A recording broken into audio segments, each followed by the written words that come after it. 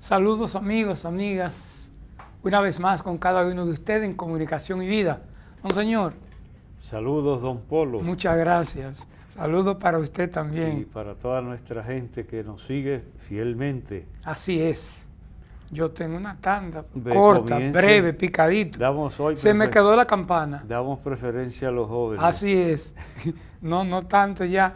Entonces, yo quiero felicitar al Consejo por la Seguridad de Santiago. Tuvieron un congreso interesantísimo, al doctor Juan Ramírez, presidente de Fundación Vanessa, y del Consejo por la Seguridad de Santiago, más de 200 personas estuvieron. El segundo congreso, el primer congreso. Sí. Y bueno, conclusiones interesantes, esperamos que se hagan realidad, y el espíritu que había era en esa tónica, que se haga realidad todo lo que se acordó. Entonces tú desayunas, comes y cenas con congreso. Eso es, así es. Porque también estuviste. En el segundo congreso bíblico, ahí estuvo Monseñor Masalles, estuvo el hermano Diego Díaz de Colombia. El año pasado. La hermana Ángela Cabrera. El año pasado estuvo Monseñor Andrés Napoleón, el de Barahona, obispo de Barahona. Más de 300 personas, Monseñor. Fue ahí en el Teatro de la Pontificia Universidad Católica, Madre y Maestra, y terminamos con la Lección Divina que la hizo el hermano, la coordinó el hermano de La Salle, colombiano, Diego. Muy bueno todo. Felicitaciones. Parece que Monseñor Masalles quedó contento a juzgar por un tuit que puso sobre su ponencia. Estuvo gran parte del Congreso, se marchó ya en la tarde, tenía otros compromisos. Y para finalizar con la parte mía, felicitar, a usted le va a gustar esto. Cooperativa La Altagracia, que organizó el 13º, pero es verdad, yo estuve de congreso en congreso, de oratoria, Monseñor. Yo te dije, desayuno, comida y cena. Congreso, de oratoria con niños y adolescentes. Usted hubiera gozado mirando a esos niños dando un discurso con tanta soltura, con tanta belleza. Esos son los niños de ahora. Muy bueno. No se parecen a nosotros, encogidos. Temblando ahí. De antes. Pues congreso por la mañana, congreso al mediodía. Y congreso en la noche. Y si Dios nos mete su mano, congreso 3 veces al día. 3 veces al día. Así que estuve como paloma en zinc caliente. Bien, pues entonces, antes de entrar también a mencionar a algunas personas y eventos, como siempre lo hacemos, antes de algún pequeño tema, pues ustedes saben que ya, para no mencionar más cumpleaños, ¿cuántas veces vamos? Sí. Se va a poner uno más viejo la cuenta. Así es. Mentando cumpleaños de Polo. Entonces, miren, cuando estuve en Bogotá, aprendí una cosa bonita, porque ustedes saben que yo vivo pendiente de las bromas. Sí. Me encantan las bromas. Usted dijo un día que santo era, que hizo una oración al humor.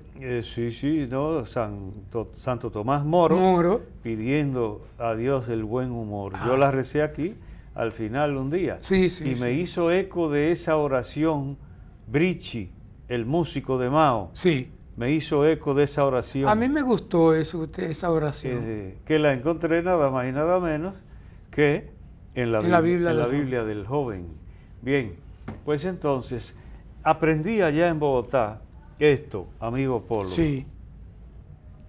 El cardenal Salazar, que es el presidente del CELAM, yo lo conozco desde que era arzobispo de Barranquilla. Entonces ahora es arzobispo de Bogotá y presidente del CELAM, ya casi emérito.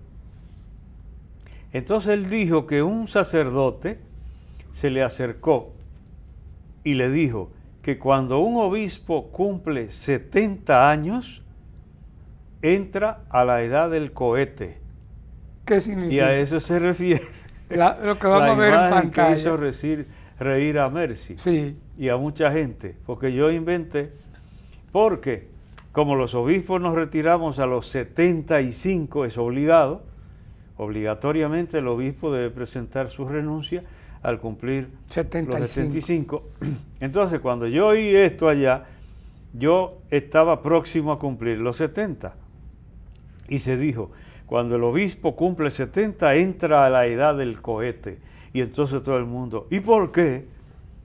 Porque dice que el clero comienza ya a decirle, 5, 4, 3, la cuenta regresiva hasta que llega y se 0 y se fue. Se fue. Entonces yo inventé la cosa esa y la puse en Facebook, mira, hasta con una fotica mía en un cohete y la cuenta regresiva, porque me gustó eso. Pero dejémonos de broma ya. No. Polo. Pero usted estuvo en Jarabacoa. Ciertamente. Pero antes de Jarabacoa, hace tiempo que yo sé que mi hermano Martín Alejo ve Comunicación y Vida, hasta en YouTube, me ha dicho, y nunca lo he saludado. He saludado a Tati, sí, porque es la más afanosa. Nuestra fan. La más afanosa, pero más que ella, Ramón, su marido, es más Ramón afanoso Urbáez. con Comunicación y Vida, Ramón Urbáez. Pero ahora Martín Alejo, mi hermano, el menor. El Benjamín. De 8, el menor, el Benjamín. Sí.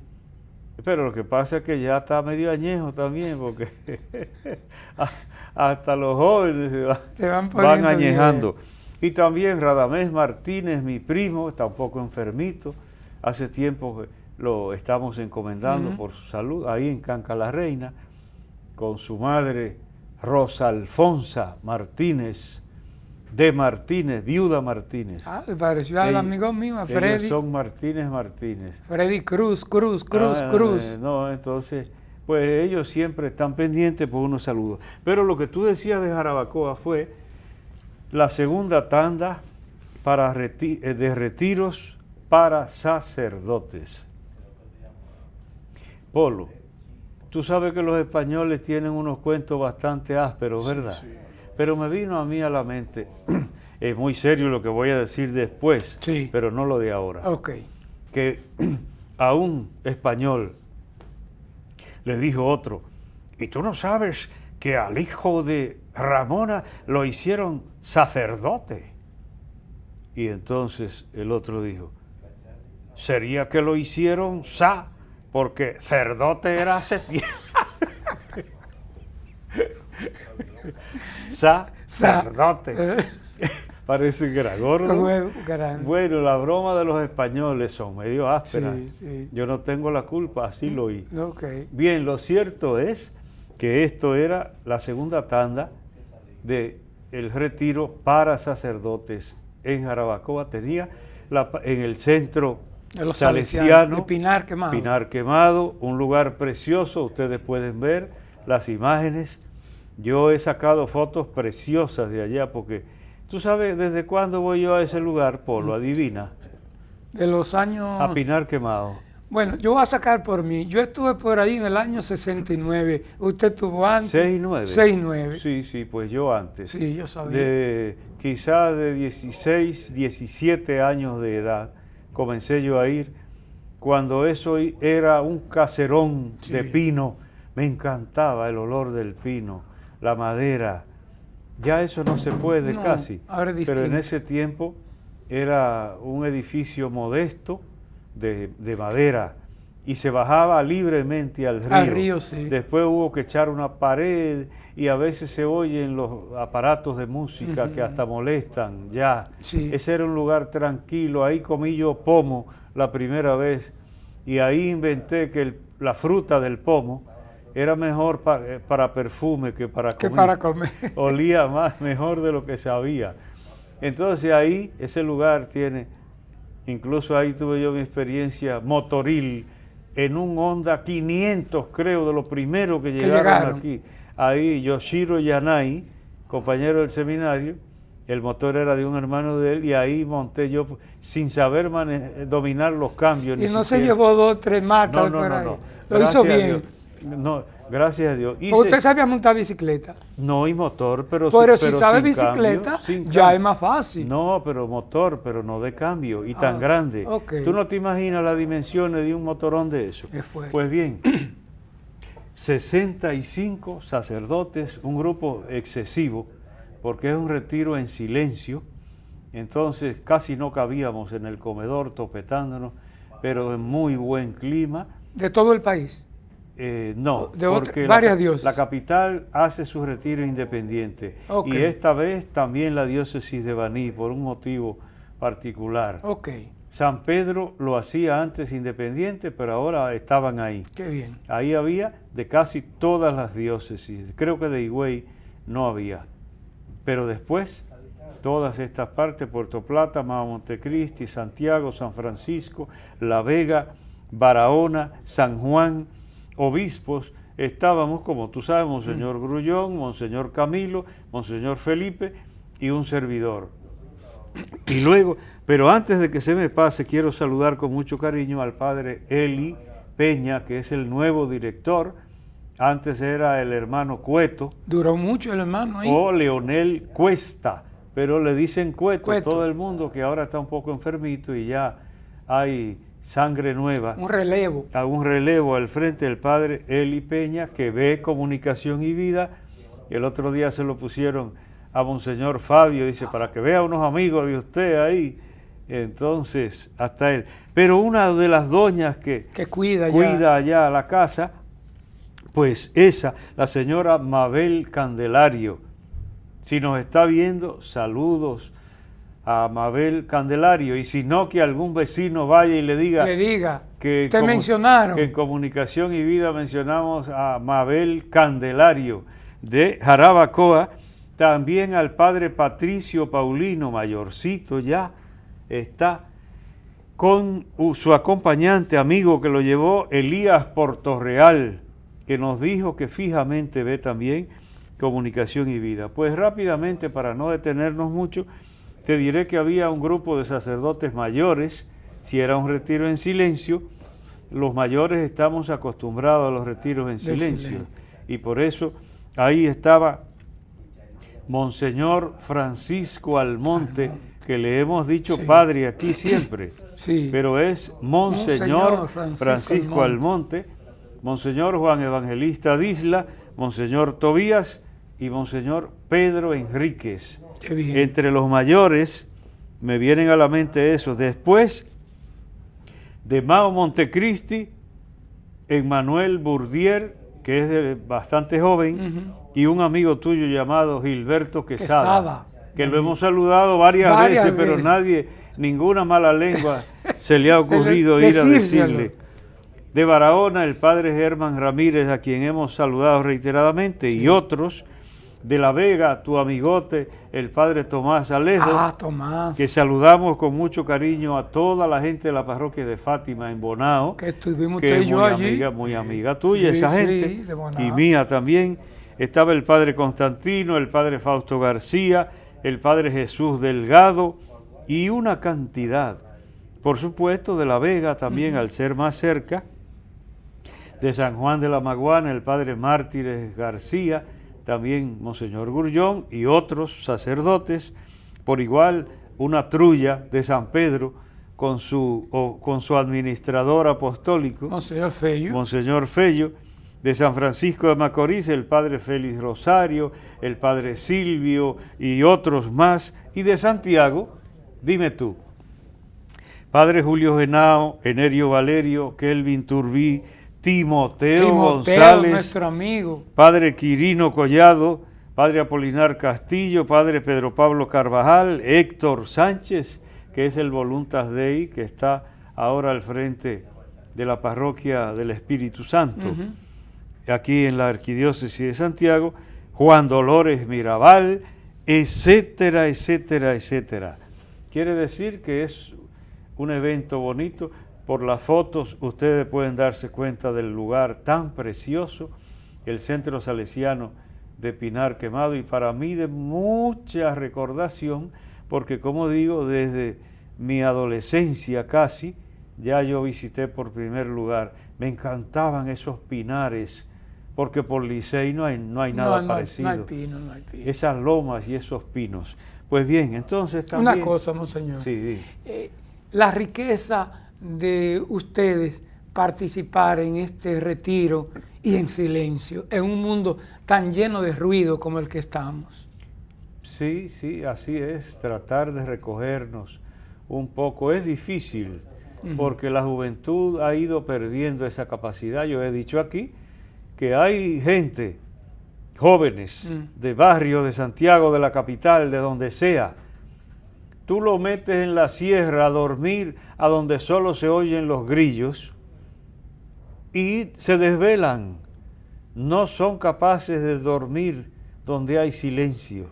Falta eso.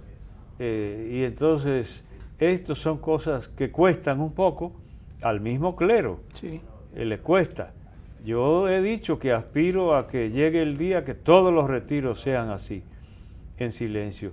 Es una oportunidad muy grande que mucha gente, yo siempre digo, es un privilegio de curas, porque un padre de familia casi no puede ir, si es pobre sobre todo, no puede ir a hacer retiro, tiene que salir todos los días a ganarse el pan. Y el cura no, un privilegio enorme. Pero yo creo que lo aprovechamos, bueno, gracias a Dios. Quizá en otro programa yo me refiera a algún puntico de la temática que tratamos porque fue muy interesante, pero no pienso hacerlo. ¿Y quién estuvo a cargo de...? Lo dirigió el padre Juan Antonio Sánchez Bueno, un español, monje cisterciense del monasterio Santa María del Evangelio, que así se llama, el monasterio cisterciense de Jarabacoa, que aquí lo hemos mencionado. Incluso creo que pusimos algunas fotos del lugar, solo, muy bonito, un lugar donde la gente va y se siente muy a gusto. Pues bien, también ya rápidamente estuve celebrando con un grupo muy grande de matrimonios y familias los 40 años de encuentro matrimonial en el país. Ahora esta vez, en vez de hacer un gran congreso, lo dividieron por diócesis y arquidiócesis, y aquí lo acabamos de celebrar en Santiago con un buen grupo de sacerdotes, Monseñor Pedro Enríquez, el padre Rafael Cruz Castellanos, Wilfredo Martínez, que es el que coordina, y de Puerto Plata el padre Naveo, y de Mao Montecristi el padre Lucas Núñez Bobadilla. Núñez Bobadilla. Oiga eso. Entonces, muy bonito el equipo, felicito de todo corazón. Muy organizado. Como lo hice allá también, el equipo o el consejo de la Arquidiócesis de Santiago. Había gente también de otros lugares, de La Vega y por supuesto de la zona de Moca. Había buena representación. Entonces saludamos con mucho cariño a todos ellos. Bien, para que no nos hoy nos hemos extendido un poquito, pero no es solo saludos, porque lo que he mencionado, por ejemplo, de estos dos eventos, con lo que insistimos en la familia, aquí es importante celebrar lo positivo, Polo. Entonces todo esto refuerza lo que venimos diciendo desde atrás. Bien, quiero compartir. Pero compartir. Ya tú no me lo recuerdas. No, lo tenía, se me tú fue. No me lo recuerdas. La juventud está fallando. Sí, se me fue. Bien, pues para que no se nos quede jamás, 7 minutitos nos quedan para finalizar este segmento. Entonces aquí tengo, miren, hoy he elegido un trocito, como ven, del precioso libro La Biblia del joven. Polo, esto no es para ti ya. Vamos a ver qué dice. Sí, pero esta Biblia no es para ti ya. No. Entonces, he elegido del profeta Isaías en el capítulo 1 empezando. Miren. Escuchen cielos, presta oído tierra, porque habla el Señor. Esta es una forma literaria tradicional que se llama prosopopeya. Prosopopeya consiste en que usted se dirige a los seres inanimados como si fueran seres animados. Y tú a una montaña le dices que atienda y que mire. Se supone que no lo hace, pero es una figura literaria y muy usual en la Sagrada Escritura, y aquí la encontramos empezando este capítulo 1 de Isaías. Escuchen cielos, presta oído tierra, porque va a hablar el Señor. Yo crié hijos y los hice crecer, pero ellos se rebelaron contra mí. Oye esta, Polo. El buey conoce a su amo y el asno el pesebre de su dueño.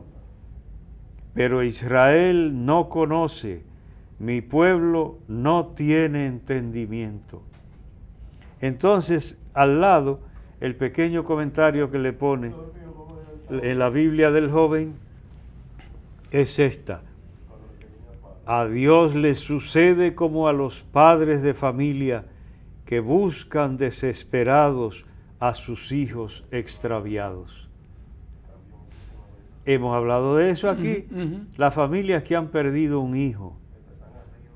Uno lo ve en la prensa y en todas partes, anunciando que si alguien lo ha visto. Yo te dije de una prima hermana muy cercana que perdió a su único hijo varón. Ya seguro vamos para 4 años. Y nada. Nada, ninguna noticia, y se perdió en el país. Y este país dice que es chiquitico, pero no ha aparecido. Vladimir Guerrero. Entonces, Dios es como el padre de familia que busca, que ha perdido a alguno de sus hijos. Pero entonces mira el detalle, Polo. El buey conoce a su amo. Muy bien. Y hay animalitos que comen de la mano de su dueño. Y el asno, el burro, conoce el comedero de su dueño, donde su dueño lo pone a comer su hierba. Pero Israel no conoce. Mi pueblo, dice Dios, no tiene entendimiento. Es penoso el pasaje, pero tristemente actual, porque todavía Dios sigue padeciendo de personas que no responden o no respondemos a su llamado, no lo reconocemos como lo que es, Padre. Para eso trabaja la iglesia, para ver si algún día Dios es reconocido como Padre de toda la humanidad. Crea o no crea, sea de la religión que sea, Dios es el Padre. Entonces, pero hay también un detallito, Polo, que yo nunca lo había pensado, para que tú veas, y que yo debía saber. Pero siempre hay algo nuevo. Sí, pero yo debía saber muchas cosas, y siempre la palabra de Dios me sorprende, porque así es. Nunca es totalmente abarcada. Entonces, aquí pone una notita con el consabido bombillito que le pone al lado. Entonces, dice que en los nacimientos o belenes, que nosotros llamamos nacimientos, pesebres también son llamados, para diciembre, la representación del nacimiento del Señor. Ahí no faltan bueyes, un buey y un burro. No faltan ahí. Entonces dice la nota aquí. Aquí encontraríamos la explicación del buey y del burro que aparecen en la representación del nacimiento del Señor. Esa explicación no aparece en el Evangelio de Lucas, porque en el Evangelio de Lucas está el niño, lo colocaron en un pesebre. El pesebre es el lugar de los animales, pero no especifica qué animales. Y sin embargo aquí están el buey y el asno. Ellos saben reconocer. Ahora yo nunca había pensado en eso. Ahí está la relación. Entonces llega desconcertante el Salvador del mundo en un niño pequeño. Un niño nos ha nacido. Será maravilla de consejero, Dios poderoso, príncipe de la paz. Pero es un niño, como quien dice, insignificante. Y sin embargo, está el buey y el asno, los del ejemplo de Dios, que ellos sí saben reconocer, pero la humanidad a menudo no reconoce a su Padre, a su Dios. A mí me pareció muy bonito, sobre todo, esto que yo nunca había asociado a Isaías, con el buey y el burro que aparecen en la representación del nacimiento en todas partes. Pues ojalá no hagamos sufrir al Señor y entonces que nosotros sepamos reconocerlo como nuestro Dios, como nuestro Padre, como lo que es para nosotros. Esto es Comunicación y Vida. Siga con nosotros.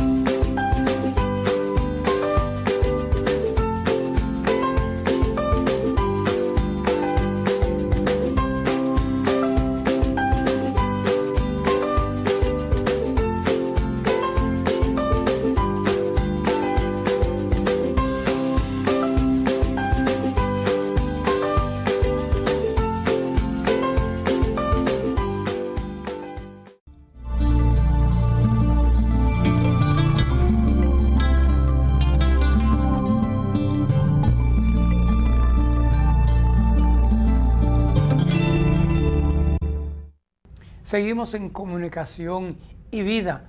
Monseñor, ¿usted me tiene algo por ahí? Sí, porque vimos la gran palabra, la palabra sin más, la de Dios.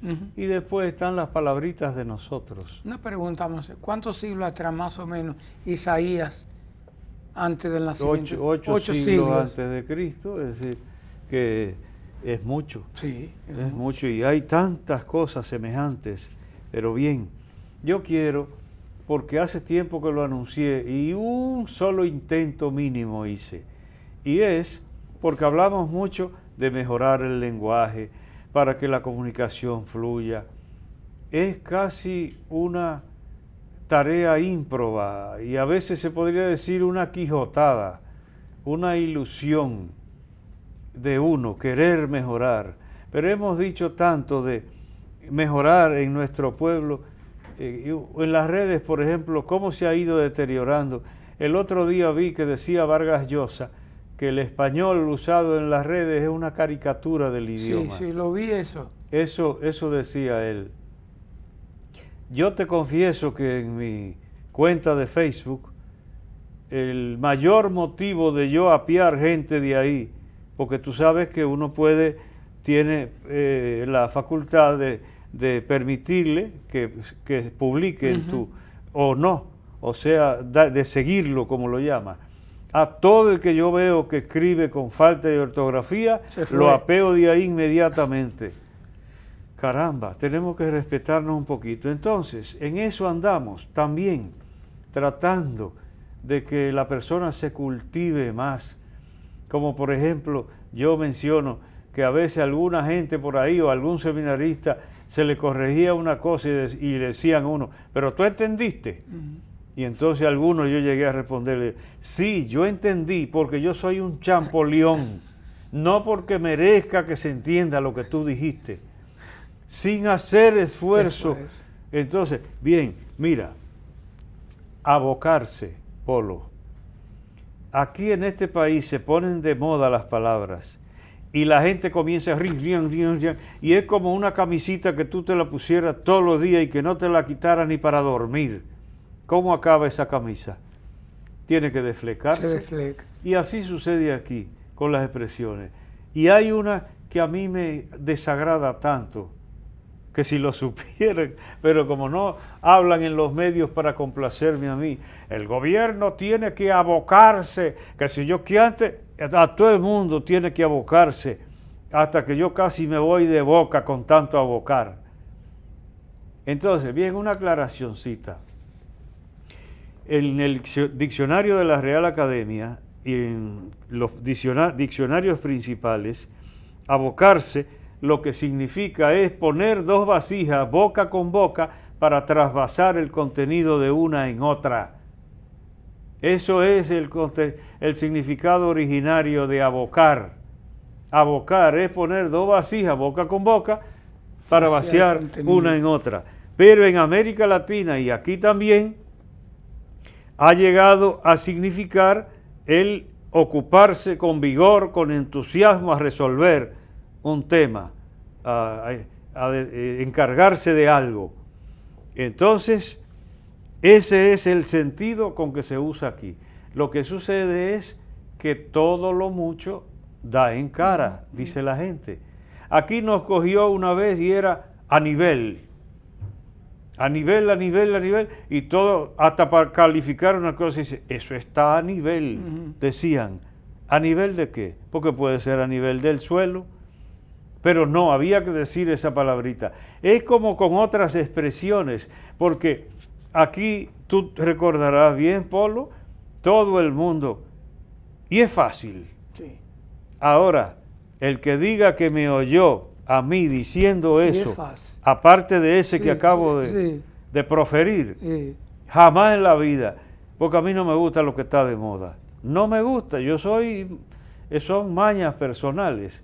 A mí que alguien haya oído que yo dijera, y es fácil, aparte de estas dos veces que ya lo he dicho, y se acabó, no miento eso más. Pues entonces, a otros les coge, mira por ejemplo, Polo, y tomó lo que es el vaso de agua y se lo bebió.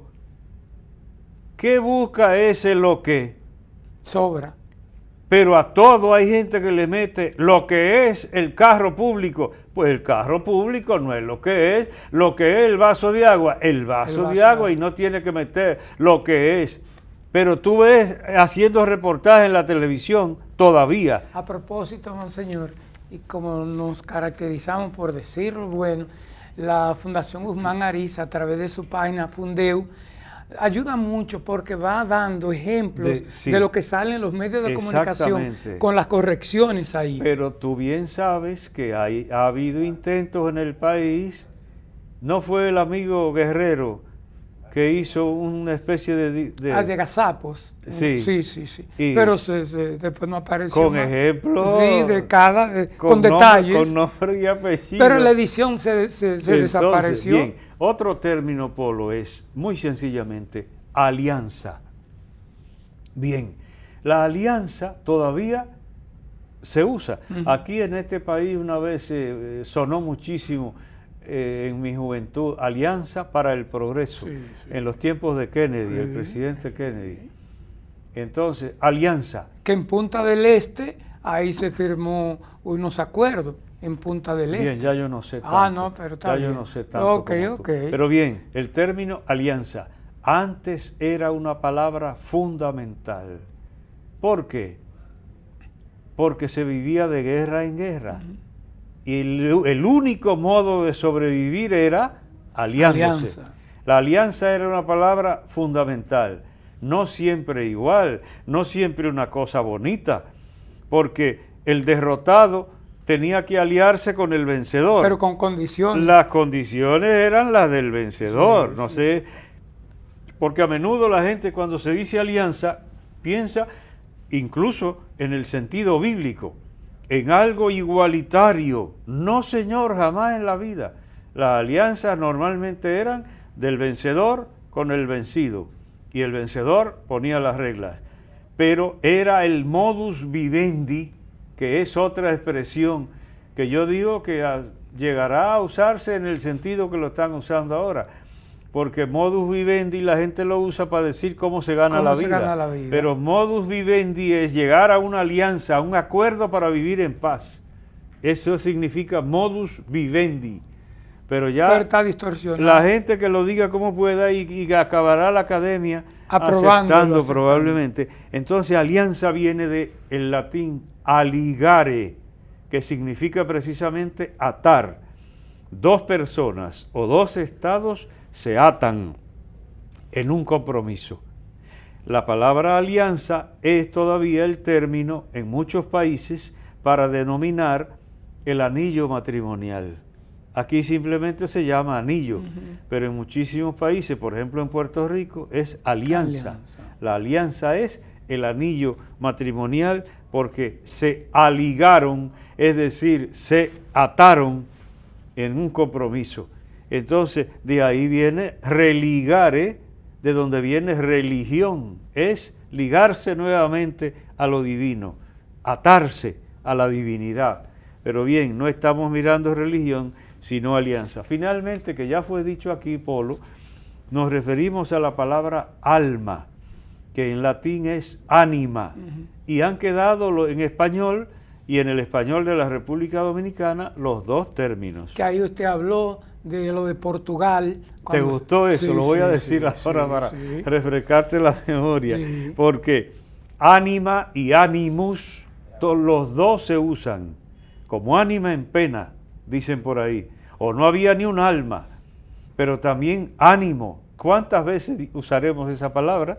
Y viene de lo mismo, hálito, respiración, etcétera, que en hebreo se dice nefesh, más o menos equivalente a eso. Entonces ahí fue que yo mencioné, porque también almus, alma en latín, ya sí es diferente, porque entonces lo que significa es nutricio, no es ni sombra de lo que en castellano cuando uno dice alma. Pero si lo dice en latín, el significado cambia totalmente, porque alma para nosotros es lo que entendemos por alma, como quien dice el espíritu, el ser humano. ese componente antropológico de la persona.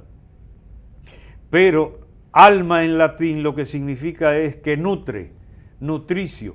Y por eso se dice alma mater en la universidad. Sí, sí. El alma mater, la universidad. No es un lugar, porque por ejemplo en la UAS dicen en el alma mater. Ahí nos No, el juntamos. alma mater es toda la universidad, porque se entendía como madre nutricia, la que nutre de sabiduría y de conocimiento. Alma mater. Mater es madre y alma nutricio, que nutre. Entonces yo no sé si lo sabe mucha gente eso, pero termino con tu anécdota, Sí. que era que yo dije que me gustó muchísimo y yo la leí en la prensa nacional, fue en una sección que había que se llamaba Esprit, como en francés, y era un connotado señor el que llevaba esa columna, pero no me acuerdo ya, como hijo de alguna celebridad literaria del país. Lo cierto es que ahí fue que yo lo leí, que Luis de Camões, que así se llama el poeta más famoso de Portugal, entonces él escribió Os Lusíadas, que es la obra más trascendental y más conocida de él. Me la aprendí yo en el bachillerato. Os Lusíadas, que lo que significa es como las hazañas portuguesas, porque luso o lusitano es lo mismo que portugués, porque ellos se tienen por descendientes del dios, entre comillas, Luso, hijo de Baco en la mitología griega, que fue el fundador de ellos en la leyenda de ellos. Entonces por eso se llaman lusitanos o lusos a los portugueses. Entonces él escribió esa obra que es sobre las hazañas de los navegantes portugueses en endecasílabos, en octavas reales, en ese verso tan clásico para ese tipo de epopeyas, de relatos de epopeyas. Entonces, a él la cosa es que dice que un día, porque almas antes significaba también habitantes. En este país que hay 3 millones de almas, dirían de la República Dominicana en un tiempo. Entonces a él le preguntaron, ¿cuántas almas hay en Portugal? Es decir, ¿cuántos habitantes? Y él contestó, dice, habitantes muchísimos, alma una sola, la de este humilde servidor. Entonces, los secreticos de las palabras, Sí. Polo, a mí me gusta ese mundo y de hecho en esta obrita que escribí, Mis amigas las palabras, que luego las fuimos entregando, en camino. ha sido sorprendente porque generalmente el que escribe en un periódico luego recoge y hace un libro. Sí. Yo hice primero el libro y después lo fui entregando. A propósito, mi amigo Rafael Gómez, que fue escribiente en las fuerzas aéreas. Así se llamaba. Sí, él le sigue mucho en el periódico Camino la columna Mis amigas las palabras. Pues y entonces, me lo hizo saber. Ahí yo quiero ir compartiendo de tiempo en tiempo algunas, porque hay cositas que pueden ser interesantes, como dije al principio, hasta para mejorar un poco la comunicación entre nosotros. Y Polo, aprovechamos el tiempecito, porque aquí está la doña, la dama de hierro. Sí, diciéndonos todo. Margaret Thatcher, que nos va haciendo el favor de controlar un poquito el tiempo. Y qué bueno. Yo quiero ahora, que hace tiempo que estoy cargando para acá, con esto que salió recientemente publicado en el periódico Hoy, a donde publica Leonardo Boff, que tú lo conoces bien, es muy reconocido en la iglesia, en América Latina, en el mundo. Tengo para decirte, Polo, que yo vi una sola vez a Leonardo Boff. Ha estado aquí en el país. Sí, precisamente. En ese tiempo yo era medio capellán del Hospital Gautier en la capital. Y había un encuentro de los religiosos, supongo que la Cóndor o alguna filial de la Cóndor. La Cóndor, la conferencia de religiosos dominicanos. Invitó a Leonardo Boff. Entonces yo me colé. Yo no soy religioso, es decir, soy diocesano. No pertenezco a ninguna congregación religiosa. Cuando me vio allá mi amiga, la monja Sor Damiana, una mujer entregadísima a los enfermos en la capital, falleció ya hace mucho tiempo, pero deberían hacerle una estatua ahí. Cuánta gente que muere haciendo el bien en el silencio. Nadie mienta eso de las mercedarias. Entonces cuando ella me vio en ese evento, me dijo, ¿y qué buscas tú aquí? ¿Tú no eres religioso? Entonces le digo, yo soy religioso desde chiquito, le dije. Yo soy religioso desde chiquito. Lo cogí por el otro lado. Y me quedé. La única vez estaba Leonardo Boff, joven, con un pelo abundante, como de doña en este país. Un pelo como de señora tenía, bastante bien cuidado. Me asombró porque así era él. En ese tiempo un pelo negrecito todavía, ahora está blanquito completamente. Pues él publica, como lo sabrá mucha gente, en muchos periódicos en el mundo. Aquí, exacto. Y aquí en el Hoy. Entonces yo quiero resaltar solamente una parte de lo que él expone. Los componentes, él lo dice a propósito de la educación en las escuelas. Yo no me voy a meter con ese tema, pero lo que quiero destacar es esto. El ser humano, además de poseer una exterioridad, que es el cuerpo, y una interioridad, que es la psique, de ahí viene la psicología, tiene también una profundidad, que es el espíritu, como tres componentes. Esto es parte de la antropología del ser humano. Cuerpo, interioridad, dice él, o psique, y profundidad, o espíritu. Entonces, dice él, quizá mejor que un filósofo lo expone un escritor. Y él se vale de Antoine de Saint-Exupéry, el del Principito, el autor del Principito, el francés, Antoine de Saint-Exupéry. Entonces dice, en una carta al general X, que escribió, literato al fin, no hay más que un problema, solamente uno, redescubrir que existe una vida del espíritu que es todavía más alta que la vida de la inteligencia. Hay aquí que hay gente pagado de sí mismo, con la pechuga levantada porque se tienen por inteligentes y sabiondos. Pues hay algo por encima de la razón, y hasta lo sabía un escritor tan grande como este, más alta que la vida de la inteligencia, y que es la única que puede satisfacer al ser humano. Y terminará diciendo Antoine de Saint-Exupéry, el autor del Principito, esa obra mundialmente reconocida, terminará diciendo, tenemos necesidad de Dios. Y entonces eso es lo que plantea Leonardo Boff en este artículo.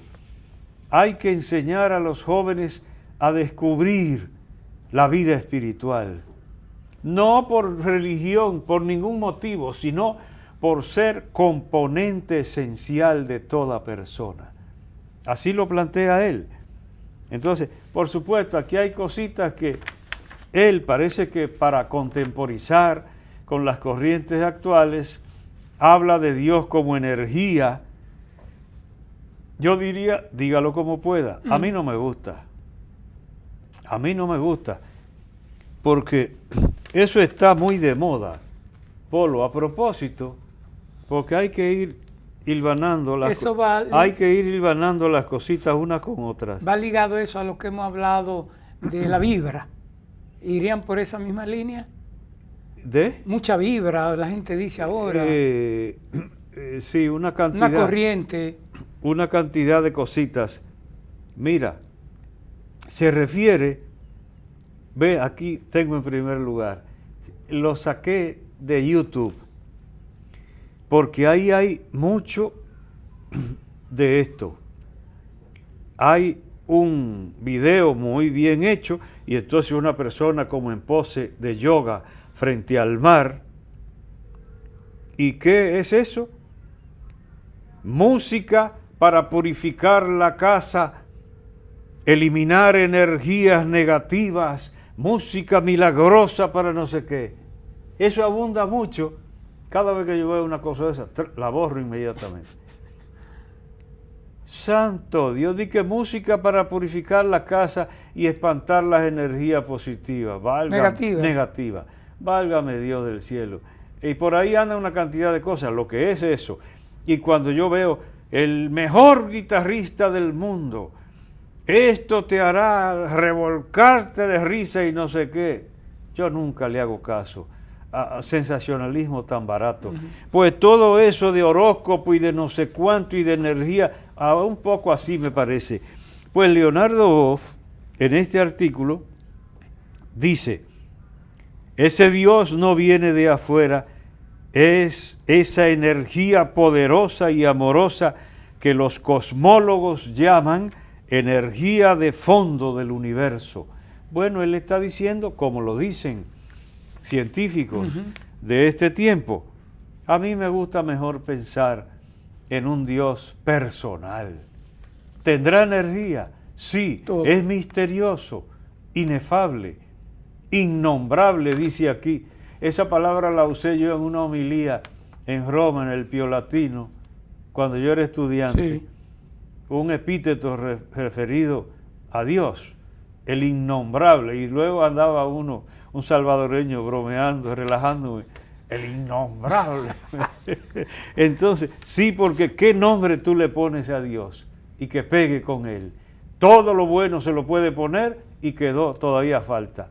Entonces, pero él habla de esa energía, incluso termino con esta partecita, la referencia a este artículo de Leonardo Boff, y él dice esto, que algunos neurocientíficos, eso yo lo vi, que eso salió publicado, constataron que siempre que el ser humano aborda temas sobre el sentido de la vida y temas religiosos, se produce una aceleración neuronal en los lóbulos temporales del cerebro. Llamaron a esta zona el punto Dios en el cerebro. Así la llamaron. O sea, que el cerebro humano no es indiferente a esta temática espiritual de la vida divina y que se refleja, y los estudiosos lo han comprobado, y lo llamaron el punto Dios. Entonces él cita ahí a Dana Zohar, física cuántica, y su marido Ian Marshall, psiquiatra, publicaron un libro que se refiere precisamente al punto Dios en el cerebro, denominándolo Inteligencia Espiritual. Está publicado en Plaza y Janés, en España, fue publicado en el 2001. Está curioso eso, el punto Dios en el cerebro, inteligencia espiritual. Es decir, no es por motivos religiosos que nosotros insistimos en la vida del espíritu, es por motivo antropológico, porque no se entiende al ser humano sin esta parte fundamental de él, quiérase o no. No es romanticismo, no es oscurantismo, es realidad de la persona humana la que nosotros queremos resaltar. Parece que el tiempo se nos fue. Entonces quedarán otras cositas para más adelante, si Dios lo permite. Así será. Esto es Comunicación y Vida, una breve pausa y venimos con nuestra oración final.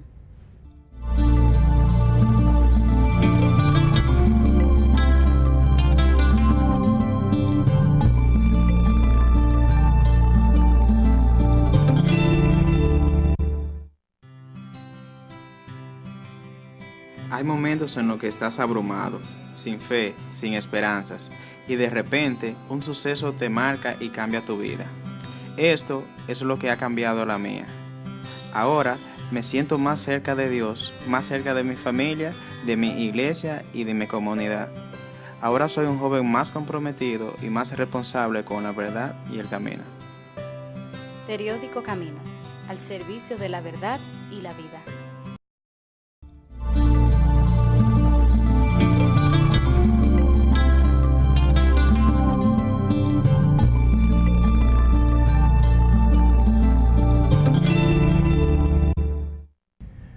Nos hiciste, Señor, para ti, y nuestra mente está inquieta hasta que no descanse en ti. Así lo expresó San Agustín. Tú pusiste en su mente y en su corazón esa enseñanza de vida para nosotros. Por eso no es capricho buscarte a ti. Danos, Señor, la sabiduría suficiente. Da a nuestros jóvenes el deseo de conocerte y que procuren cultivar la vida del Espíritu para que así podamos tener una mejor sociedad, para que así podamos ser buenos hijos tuyos y también vivir en paz. A ti te lo pedimos, que eres Dios y vives y reinas por los siglos de los siglos. Amén.